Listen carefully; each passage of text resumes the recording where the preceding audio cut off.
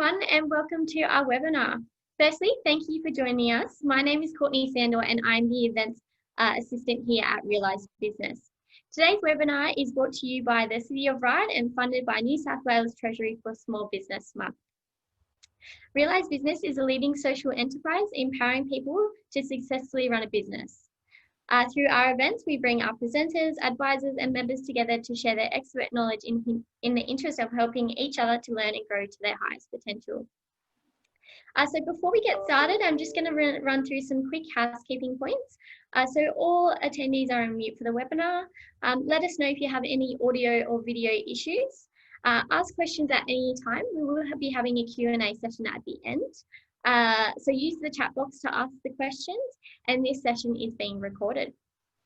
So without further ado, I'd now like to introduce today's presenter, Realise Business Advisor and Marketing Expert, Jessica Alfonso. Hi everyone, it's so good to meet you all, virtually of course. My name is Jessica Alfonso and my mission is to empower small businesses and startups to unlock their full potential so they can thrive in the digital era. I started launching my first business at the age of 20, and from then on it's been such an adventure. So weirdly enough, it was a threading business. I would never imagine to be doing anything digital at all. I was a bit of a technophobe myself. But then I started volunteering in startups, and it just so happened that I was in the right place and at the right time, because the startup I was volunteering for ended up being a multi-million-dollar company. And I was the 4th employee in the business and the first one in marketing. And now there's 20 people in the marketing position and about, I don't know, 100 or 200 members of staff in that company. It was a wild adventure, and I learned a lot on the journey, particularly with Facebook ads. And sort of down the line, I decided to go on my own and start my own small marketing business. And I've worked with all sorts of companies, cybersecurity, drone education, language education, beauty, coaching, hospitality, real estate. So I've dabbled with a whole series of backgrounds, and my specialty is definitely around Google and Facebook ads and analytics. So finding out where money's being put on the table and where it can best go. And so I've dedicated myself 3 years of helping small business owners to be the masters of their own marketing. So I teach people, or I enable them how to do their own graphic design, read their own analytics, run their own Facebook and Google ads, and see if it's a cash positive return. So that's a bit about me. And today we're going to cover 4 different aspects. We're going to cover the foundations of a Facebook ad. Some of you might be in a space where it's generating you lots of likes and people are sharing your content, perhaps they're commenting, but somehow along the way they're not translating to sales. So we're going to cover some of the marketing foundations that I've seen be really effective when doing Facebook advertising. We'll also cover the importance of your avatar or your persona. Some of you might have dabbled into this, but for those of you who maybe haven't been across it, an avatar or a persona is a fictional character that you make up, and it's supposed to represent your customer base. Thirdly, we'll cover the different placement positions on Facebook. So that would be Facebook and Instagram, or Facebook and WhatsApp. I'll just delve into that when we get to it. And last but not least, we'll cover the Facebook pixel, what that's about, what that involves, and how does it impact our performance when running Facebook ads. Just in the next slide here. what I always say when it comes to social media marketing is you've got to have really solid foundations. Otherwise, what you're essentially doing is building a house of cards, and the wind blows and they all tumble over. So social media marketing or Facebook marketing is like putting a microphone or a loudspeaker in front of what you've already got. So you need to make sure, as business owners, we need to all make sure that we have solid foundations. So then it's not going to topple over when we run Facebook ads. And so how do we build these foundations, or what do these foundations involve? First of all, it's your customer journey. I think I've got to, yeah, so your customer journey is the journey that people take click by click until they get into a purchase. Or it might be that it generates a phone call for people to, get on the phone with you. And so each business needs to have a specific journey or roadmap. And this is really, really critical to have it written on pen and paper, or have a really solid plan as to how it's going. Otherwise, it can be quite an expensive endeavor, Facebook marketing. And that's the other thing I should note. When you're optimizing for sales or for phone calls, expect to pay a bit more than you would for likes. It's just sort of the aim of the game. But let's say, for example, in an e-commerce store, people generally would land on your website. They might click on the product and they'd add it to the cart. And then from the cart, they'd go ahead and purchase it. We're all familiar with that journey. Or even if you call a plumber. And so you log into the website and you read the first page, and then you make a phone call immediately after that. So that's a customer journey. And it doesn't just have to be Facebook specific. It can be anything as well. It can be totally offline, but it's just got to be a measurable roadmap so you can assess the performance of your marketing endeavors. The benefit of having a customer journey means you get to measure, and you also get to assess the user experience. What that means is the website presentable? Is it loading fast enough? Is it communicating with your ideal audience? If none of these things are happening, then you're going to let your ads run. And again, it can be a costly endeavor. So the beauty about a customer journey is you can measure that experience that the customer's having. The next thing I want to talk about is your content. I think, I'm just going to move this here. Your content can improve your ad performance by 90%. So it's a huge thing to get involved in. And that is first what people see, your design, your image or video that you're presenting, and your message to them, the text that goes to accompany that. And perhaps even a web page that you send them to. But all of those things have to have a critical part in that customer journey and in sending people into a great user experience, and as a business owner, more ROI for you. So a lot of people in marketing are constantly day in, day out testing different images and seeing what is more appealing to customers. And it's also in Facebook's best interest to have the most appealing images advertised, because what Facebook wants to do is they want to keep people in the platform. So your image, your design, your video, and your message is hugely important. This one is critical as well for business owners. Your budgets and calculations. So the average cost per click for people to click on a website, let's say on Facebook, is ballpark $2. Now that might be different across industries, but out of all the industries there are, you're expecting about $2 a click.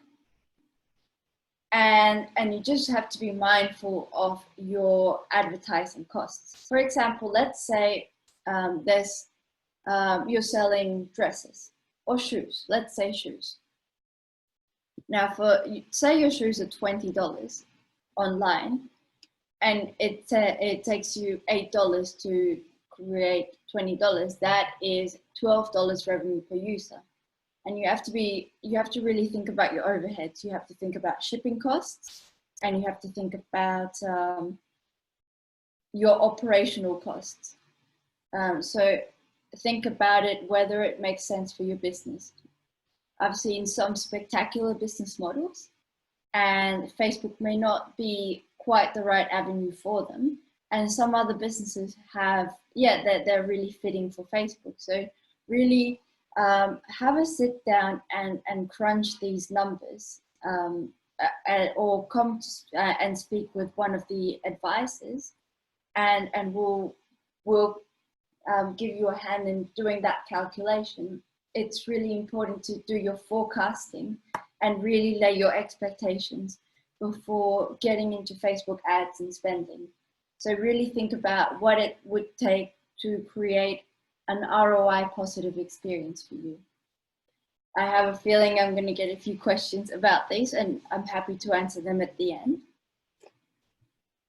And the other thing is your competitive advantage. And one thing I have to be clear, when I ask people, maybe you've heard unique selling proposition, USP, or competitive advantage. When I ask people and they tell me something, if your competitors are doing, it's not a competitive advantage. It's just an advantage, which is great. It's fabulous to have an advantage, but a competitive advantage is something where you will stand out to your competition. An example of this, I've had a really great example, is a removalist company. They were your typical removalist company, nothing special to them or nothing unique. And they were looking at having a competitive advantage, and they realized that the LGBT community, I know there's a few more alphabets in there, letters of the alphabet, but I don't know what they are. I apologize. But that community were not having a positive experience with removalists. They were very macho, very unfriendly. And so they specialized in niching in a removalist company that was LGBTQ friendly. And when they niched there, they found that they got more money, more referrals, more revenue, because it was a huge advantage or a huge niche that they had over their competition. So really think about in this world, where can you niche yourself, or what advantages can you have that are competitive to others? And the harder they are to replicate, and the higher the demand from the customers, the better. And this is very strategic, but it's really important to think strategically before spending your budgets on something like AdWords or Facebook. So there are a couple of ways here to be different. You could be cheaper than the rest, or you could charge your services at a premium. You could sell something for the same price as your competitors, but give them additional value. You can have an additional service, perhaps education and training. Maybe it's fitting for some of you, maybe it's not. Intellectual property, that's big for sole traders, particularly consultants. What could differentiate you would be your IP. Your adaptability. So the benefit about small business is that we're adaptable. We can shift and change very easily, conveniently. And then convenience, such as a convenience store. I think there's a BP down the road from me. It's a 2-minute walk. They sell milk for $4. But I'd rather buy it from them than the milk from way over there. I think the nearest shopping center is about a good 15-20 minute walk. and I'll get the milk for $2, but I'd rather walk for 2 minutes and pay double the amount because it's more convenient. It's a convenience store. So how can you as a business owner sort of find your differentiation, find the way to be competitive in your industry? Really have a think about that before you go ahead and launch Facebook ads.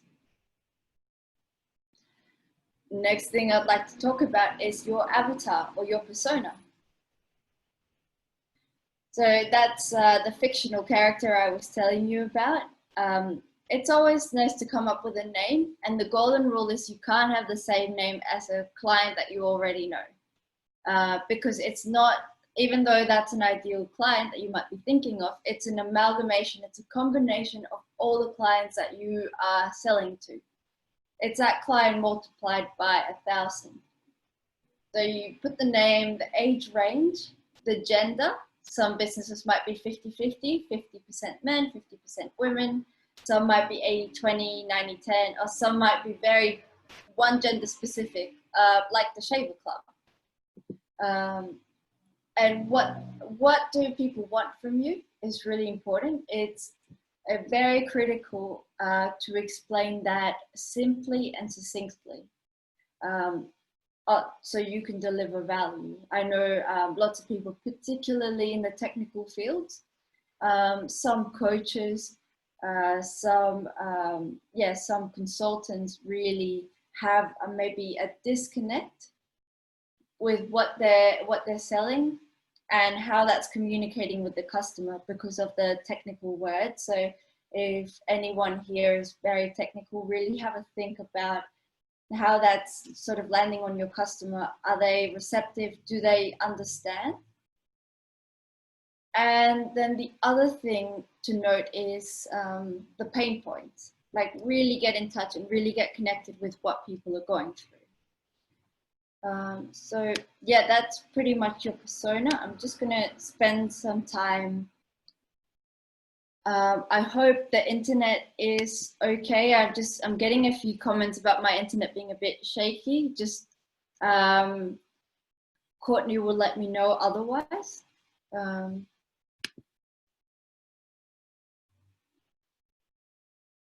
Now, where was I? Yes, so this is the different placement options. So a couple of you might know that maybe 4 years ago now, Instagram has purchased Facebook and WhatsApp. But before we delve into that, I'm just going to explain the difference between Ads Manager and the Business Manager, and I'll take you on a little bit of a tour after. But sort of the Facebook page is that thing where you can get likes and shares and follows. Most of you might have one, but most people don't know that there is a back-end interface to all of this where you can make more targeted and precise ads and really optimize them for sales, not just likes and shares. So I'll show you what I mean by that. I've got some tabs open. So most of you might have a page like this, with some likes and some comments and shares. And some of you might be wondering, or you might be putting a lot of these style of ads and going, hey, I'm not really making any sales out of this. I'm getting a whole bunch of likes and hearts and comments and possibly shares, but I'm not getting any sales whatsoever. That's because you're optimizing. When you run ads in this style, you're running them for likes and shares, for that specific purpose. It's called social proof. And it's more than anything a branding exercise. So you may make a sale here and there, but it's not really targeted for selling. It's targeted for likes. What most people don't know is that there is a back-end interface called the Ads Manager, and it's connected to your Facebook page. I know it's a bit confusing, but you've got your personal Facebook, which you use in your own sort of personal day-to-day, check out what your friends and family are up to. Your personal Facebook is connected to your Facebook page, and your Facebook page is connected to the ads manager. So the ads manager allows you to create more specifically targeted ads. And I'll just run you on a little bit of a tour. When you want to create an ad here, the first thing that Facebook will ask you is, what would you like to create? Would you like to create brand awareness or reach? Uh-oh, what's it doing? Or would you like to generate traffic? Bring people into the website or have them install your app? Or even conversions, which is a pixel event. I'm going to touch into this in more detail, but installing a pixel is one of the greatest things you can do for your ROI. So I'm going to go with conversions. But it just depends on your goal. If you want people to like your page or to comment on your post, then you can by all means do this one. You can also do lead generation. If it's something quick and easy, if it involves more reading about it and getting to know the product, I recommend conversions. And I mean, I can answer more questions at the end about what sort of objective people are looking for. But anyway, I'll go ahead and I'll start the ad. This part here is, it will tell me about how much to spend and what sort of people I want to target. So I'm going to go ahead, and now I've installed my pixel, so I can tell the Facebook, oh, maybe not. I'll deal with that one later. So I can tell them what countries or cities. You can choose the whole world, or you can choose Australia or the US, or even get city specific. You can even have suburbs. Let's say I want to target people only in the Sydney CBD. I just type in 2000 for the postcode, and it'll come up with the postcode here. So you can get as narrow or as broad as you like. And over here, you have the potential reach of people. So that's 460,000 people, which I think maybe Facebook's just been a bit too generous there. But you can also narrow down by age and gender. So if you, let's edit the age. Let's say I want people 30 plus.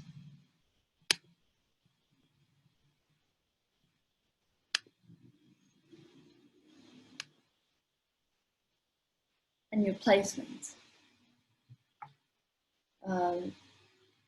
Oh, before we do that, you can also do detailed targeting.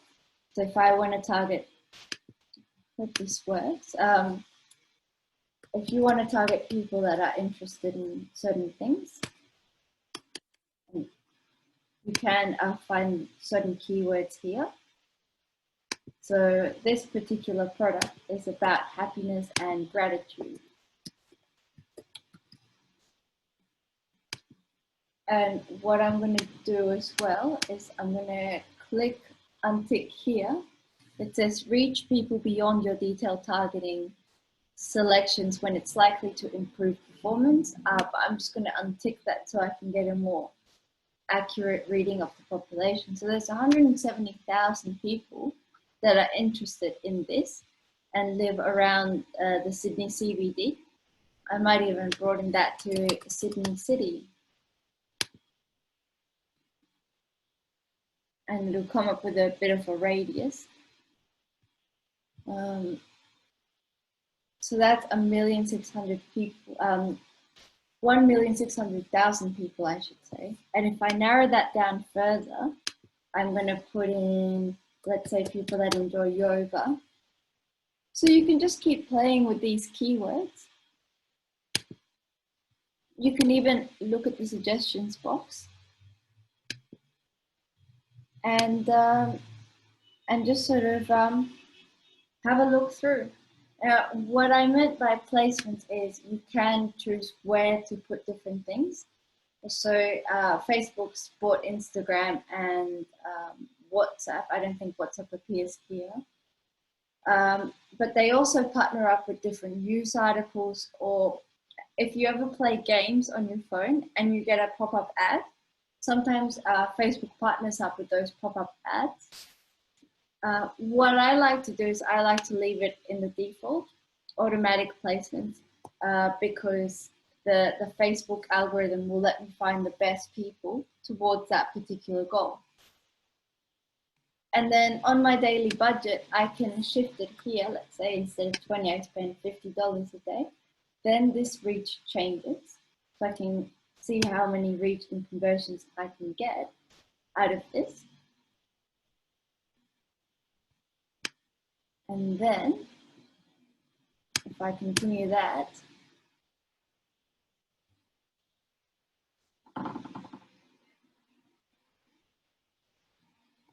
just going to check if there's any questions about that while it loads.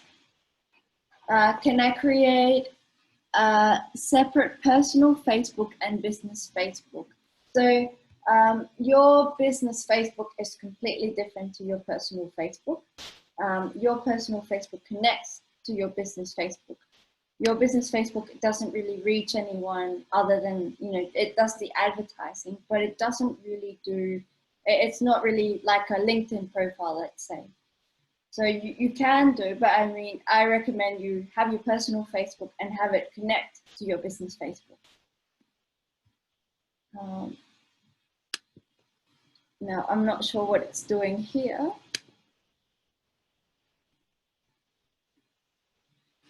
But the last step is you can choose your ad that you'd like to run.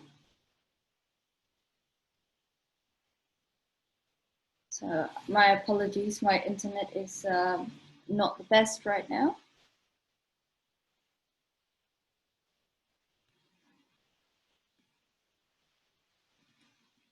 Just if you could bear with me, and feel free to send through any more questions.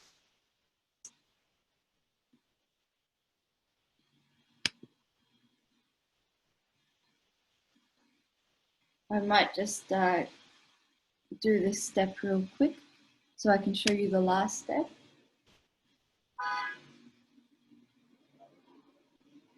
And the other thing I should tell you in the meantime is some businesses work really great on Facebook, particularly education or clothing.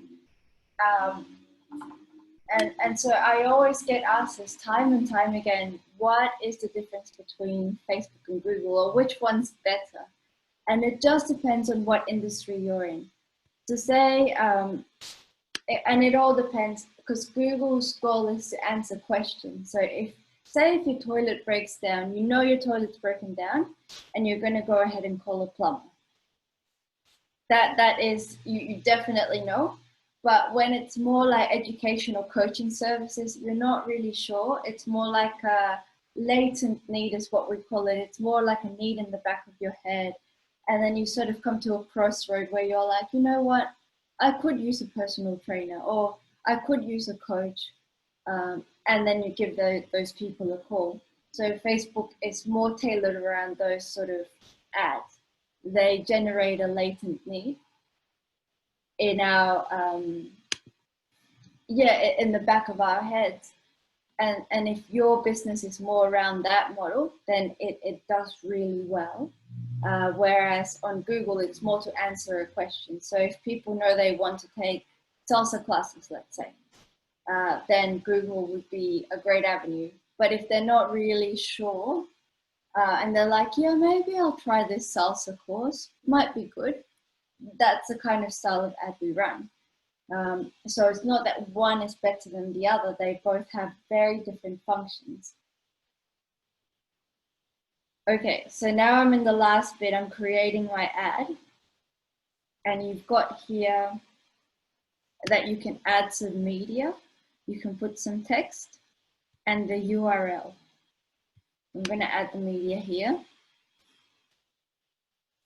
And you can add images or you can add videos. I think for the sake of an example, I'm just going to quickly add an image in here.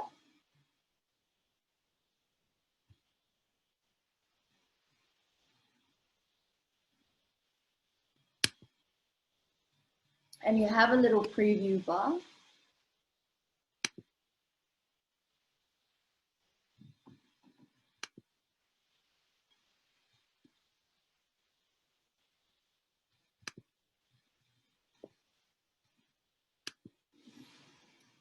And you can put some text here.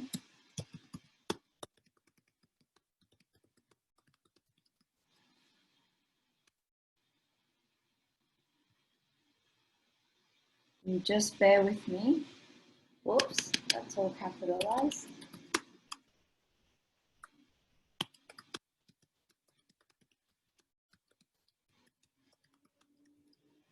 As you can see here, there's a little preview bar that comes up.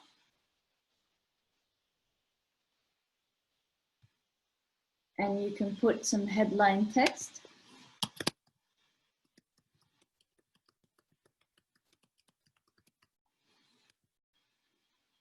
And the website URL.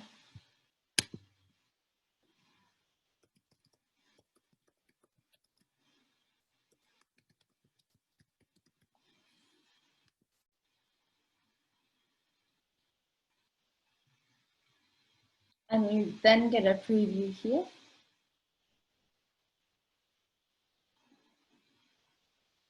Of what the ad will look like. And you have it under different placement options. So that's what it looks like on mobile. That's what it looks like on desktop. In the right-hand column as well.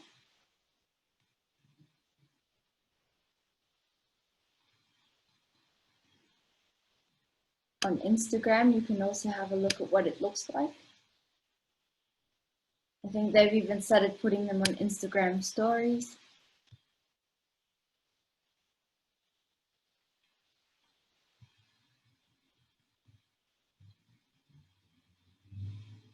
So yeah, you get a whole feel of what it looks like, and when you're happy with all of that, then you confirm and you run the ad. And I'm just going to check so if there's any questions about that.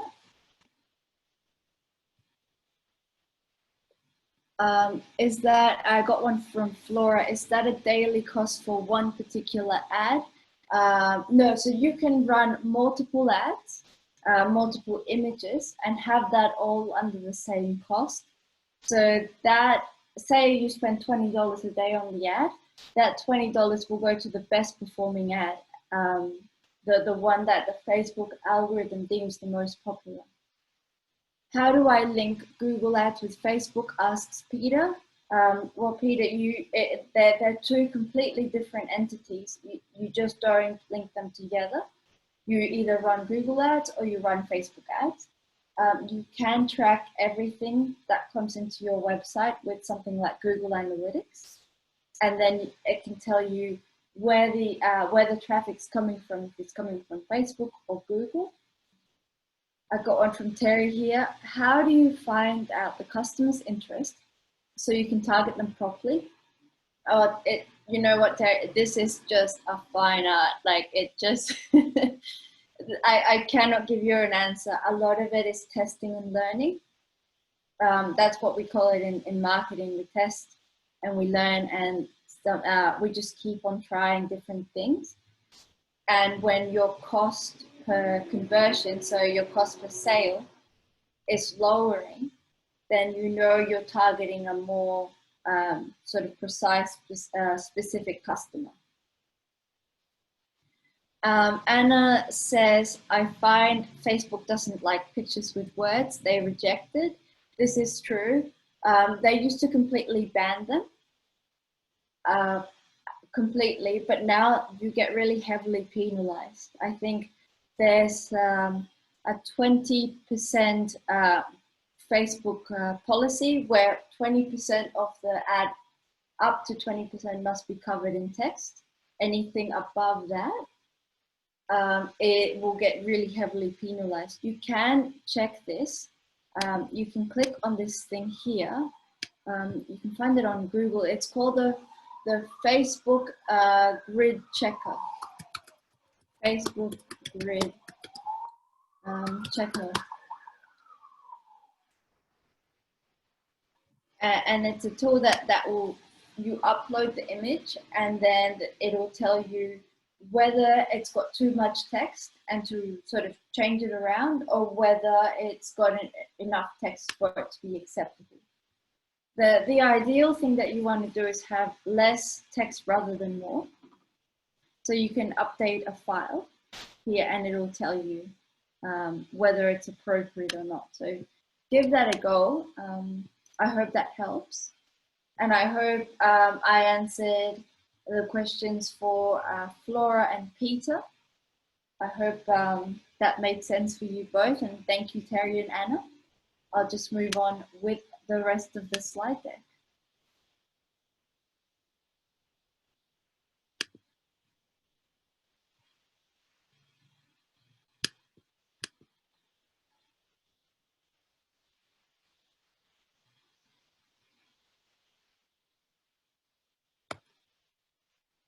Yeah, so you got those placement options. You got news articles, WhatsApp, Instagram, apps, and Facebook itself when you're advertising. And over time, you'll know where the best traffic is coming from. It just needs to take some, again, testing and learning. Generally, I find the best traffic does tend to come from Facebook and Instagram itself. But yeah, it depends. And now last but not least, I'm going to touch on the Facebook pixel. And so what is this Facebook pixel that everyone seems to be talking about? Have you ever had that experience where you find something you like on a Facebook ad and you click on it? Let's say it's back to that shoe example. Say you see a pair of shoes that you like, and then you find that every time you log into Facebook, that pair of shoes keeps on tracking you. It keeps on following you. It's like it's almost creepy, right? I'm sure most of you have had that experience, right? So that's what the Facebook pixel is. It's a little piece of code that people stick into their websites. It's not visible to the naked eye. And it's a code that tells Facebook, hey, so-and-so has been here. Now, as advertisers or small business owners, we can't tell, hey, it's, it's John Green from down the road. We wouldn't be able to tell that information, but what we can tell is that we've had a visitor and someone has visited us that fits our profile, or that we ran some Facebook advertising and they went into the website. So we can run another ad, and it's called a remarketing ad, where those people that have visited the website but have not completed a purchase, they can get retargeted again and again until they finally do. Usually the window of retargeting is about 7 days. So the ad keeps following them for 7 days until they sort of come to buying something. I mean, have you ever gone online shopping or clicked on an ad and then you sort of go, maybe not, I won't buy it, and you close the ad? Most people don't actually purchase on their first time they visit the shop. Normally it takes a little bit. They say on average it takes 7 touch points. So people have on average about 7 interactions with the ad until they decide to finally purchase. So that's what the pixel does. It does, it enables a retargeting or remarketing. So you can retarget your customers. And it also allows you to measure. So you can calculate how many people have purchased from Facebook and what they've purchased, which is great, because then you can really get to know what your return on investment is coming from Facebook. And the other thing that it does, when I was working in the big company, we ran extensive research on the Facebook pixel. and I didn't believe it. I thought it was a load of rubbish. I didn't believe it at all. But we ran some ads that one was just sending people onto the website for clicks, and the other one was a pixel, the pixel ad that was sending people to the same website, but the pixel was optimizing. So the pixel, it does this sort of artificial intelligence, machine learning thing, that it takes people who fit your persona the most into a purchase, and they keep learning about you. And when we ran this ad, we found statistically significant data saying that the Facebook pixel ads were far more effective than just sending people into clicks. They really had, or Facebook really has some sort of algorithmic magic that they do to send people, as many people as possible, into that purchase event or that purchase page. So we found that the pixel is really such an amazing thing, probably one of the best things that Facebook's done. And all the other social media sites try to copy it, but Facebook's the most effective in terms of its regression and artificial intelligence. So thank you so much for listening to this webinar. I'm just going to see if there's any more questions. How do I, here we go.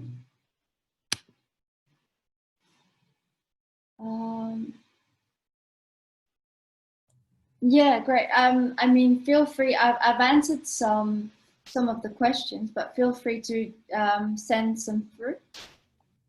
Thank you so much, Jessica, for such a great presentation. Like Jessica mentioned, please put any other further questions you have in the chat box. So I recommend we take the time to quiz Jessica while we have her here. While we wait for a couple more questions to come through, Jessica, I actually have a question of my own. So what happens if I am getting a lot of likes and shares on my business page, but they aren't converting? What would you suggest? Are you using the social profile, or are you using the ads manager at the back end? Just the social side. Yeah, then I'd recommend you install the ads manager and the pixel, and then run ads in that style. Okay, perfect. Yeah, definitely. Yeah. And then how do I know that it's being positive on my return investment? How would you? Yeah, so the thing that's so critical is to set it up properly. I know lots of businesses don't do that. Even the giants, funnily enough, they don't set it up to have it measure their ROI. But the important thing is to have the pixel set up properly.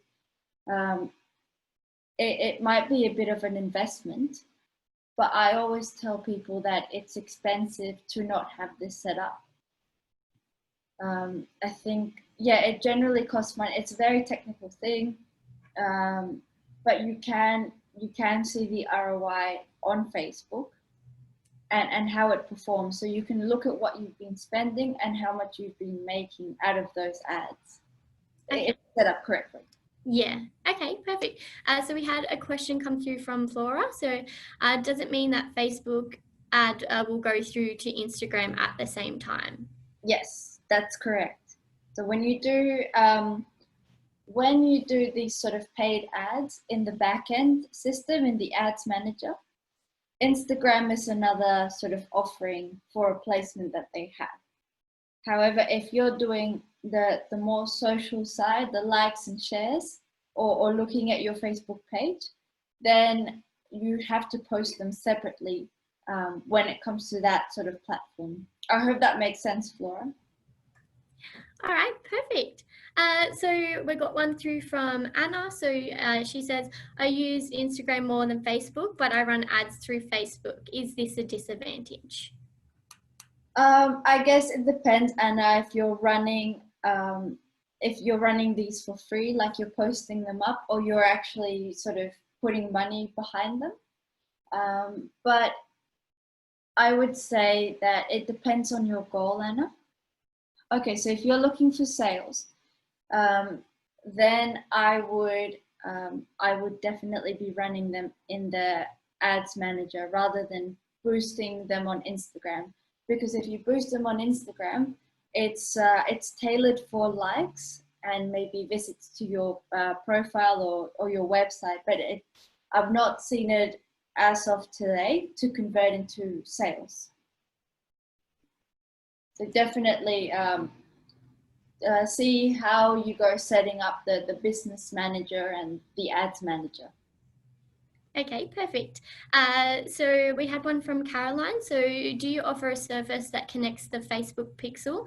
Mine is set up, but I don't think requires tweaking. Oh, I think it requires, okay. Yeah, so. It does, sorry. You know, one thing that you can do, Carolyn, is you can go on, if you've got Google Chrome, you can go in and find this tool called the Facebook Pixel Helper. I'll show you what I mean. How do I close this? Oh, there we go. So if I'm on Chrome here, you see here that I've got this little Chrome extension. You can literally Google it. It's called Facebook Pixel Helper, and it helps you to view all the pixels. So if we go into a website, let's go into the Happy Gratitude Journal. Oops. You can tell when it stops being gray and it shows up something in blue, that means that it's got a pixel there.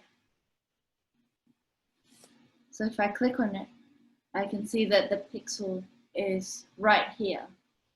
And you can see that in your competitors as well, whether or not they have their pixel in place. So you can have a look, go through your own website and download the Facebook Pixel Helper. That might give you a hand, but otherwise you can speak to one of the advisors and we'll be happy to go through it with you as well.